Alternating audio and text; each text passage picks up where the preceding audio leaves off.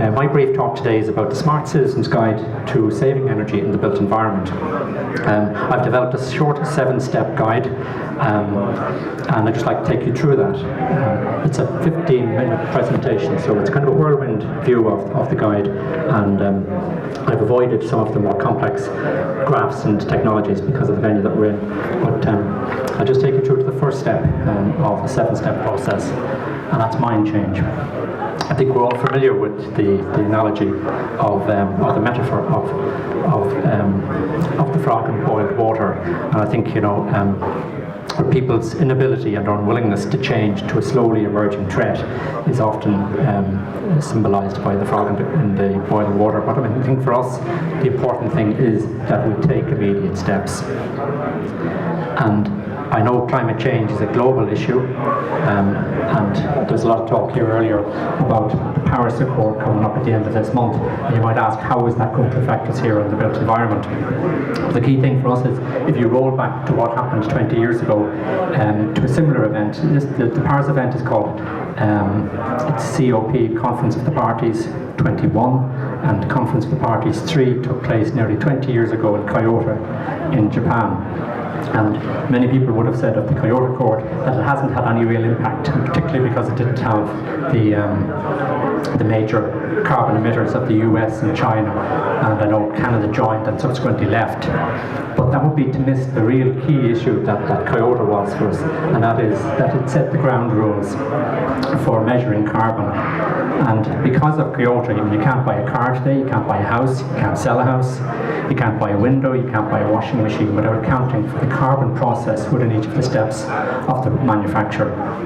And carbon accounting has now ingrained itself into every piece of legislation here in Ireland. Planning regulations, building regulations, and a multitude of other ones. SI 426, I heard mentioned earlier, is a piece of legislation that SMEs must comply with for an energy audit by December of this year. So how do we verify compliance with legislation? And the key to that is measurement. So step two is measure. And learning to measure energy is something that's going to become very important to us. There's an old business saying that what you can't measure, you can't manage. So measurement of energy is something that we wouldn't have to become familiar with. The EU has its 2020 targets that Ireland has signed up for. And Ireland, one of 4 countries in Europe, is on course to miss those targets. And the penalty for doing that is an 8-digit figure. An 8-digit figure is in the billions. And you might ask, who's going to pay for those? And who's going to pay those billions in the event that we miss it and we're on target to miss? And that's, of course, us, the citizens. How smart, I don't know, but the citizens. So really, it's up to us to get back in there and to start taking account of the energy, to measure the energy that we're personally accountable for. There's one piece of, I suppose most of you are from businesses, and measurement of energy can be quite complex in a large environment. But for us, the citizens, as we, mostly energy will have to take place in our own home environment. And I don't know how many of you are familiar with this little fella. He's less than 30 euros. And in terms of measurement, for less than that figure, he can be purchasable in a hardware store or online.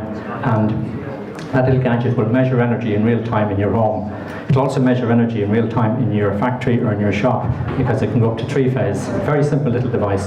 But every one of you probably should have one of these, because if you have that in your house and you turn on your toaster, it'll tell you what the kilowatt usage is. If you turn on the shower, you might be surprised to find that it's 7 or even 8 kilowatt hours usage. If you turn on a number of multiple units, this thing reacts immediately. Such a simple little device. But I would say it's a prerequisite to what we must have in terms of being smart energy citizens. Just move on, and that's the next piece of smart energy in the built environment is the infrastructure. And steps 3 and 4. 3 is air tightness, and I suppose when you consider, just get myself sorted here. When you consider that air tightness isn't something that's been part of the vocabulary of our industry for the last X number of years, it really hasn't been there. And it's such an important part of where we're going today as we move our buildings towards nearly zero carbon emissions. And to make a building more airtight and energy efficient, it can be one of the most simplest steps that you can take. in terms of just sealing around doors and windows. The simplest of places, chimneys and flues. By sealing them, you can make up to 40% energy savings. A very simple device. It also affects the larger premises like hotels and factories. I've surveyed many industrial units where there's a tremendous amount of money spent on the creating a climatized environment. And a simple forklift truck going through a roller shutter door can open that door for 10 minutes and release all of the energy that's been paid for over the last hour. The next step in the process is insulation. Kind of an obvious one, certainly. But we seem to have a more pedestrian view traditionally towards insulation. We've insulated our attics, we started off at 50 mil and we moved to 100, we moved to 150 mil. And it's a slowly incremental thing, and the regulations that we were complying with are doing something similar. We then moved to our walls with a little polystyrene. We moved on to windows where we might have double glazed our windows, but used solid framed aluminium windows that are in themselves radiators of heat. So really, it's a piecemeal traditional approach to insulation. And today, if we're going to meet our requirements in terms of nearly zero energy requirements, we'll have to move to the complete insulated thermal envelope. And really, we must reflect on how insulation and how heat moves. When you take water kind of get how water moves from a high level to a low level. Heat does the same. It moves from high temperature to low temperature. So basically, if you have a warm house and cold outside, that heat will make its way out of the house. Unless you have a completely enclosed thermal envelope.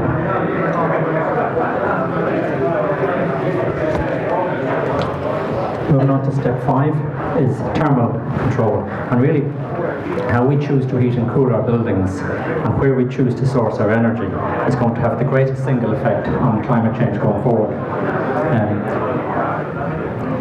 And basically, if we take our buildings has been airtight and have been well insulated, well then really we should need very little energy to keep our buildings warm.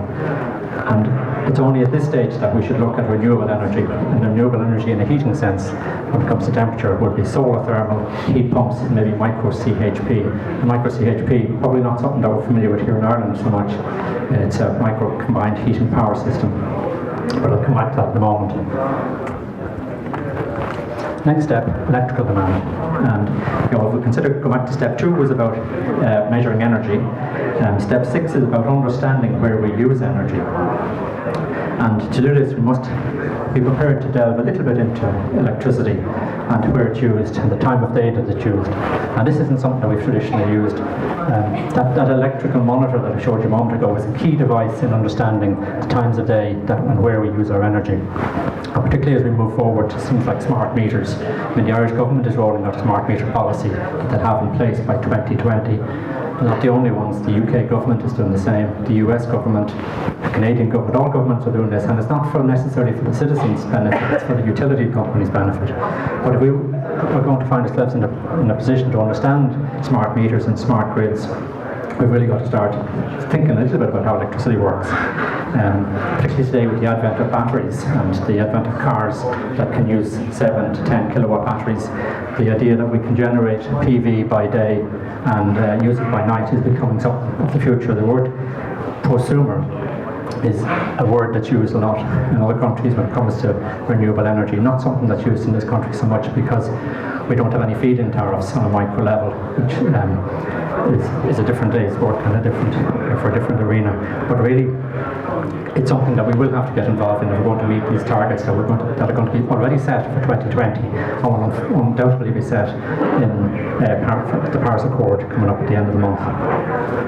Moving on then just to really, which is the last step in the process, of water efficiency. And you might say, why is water efficiency in the built environment? But water and energy are closely aligned, and there's multiple reasons why we would have to get involved in water efficiency. Obviously, A, energy, but B, it's associated carbon usage. Energy is needed in water for the generation of water and for the distribution of water. Obviously, waste and water itself. I mean, most people consider water to be a renewable source because the hydrological cycle is essentially a renewable process.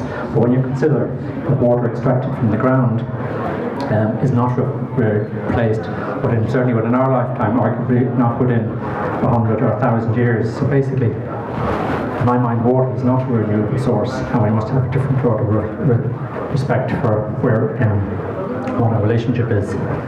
So the connection between water and energy clearly must be identified and can't be missed.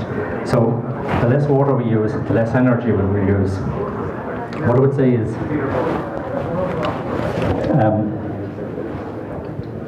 there's probably a lot in that.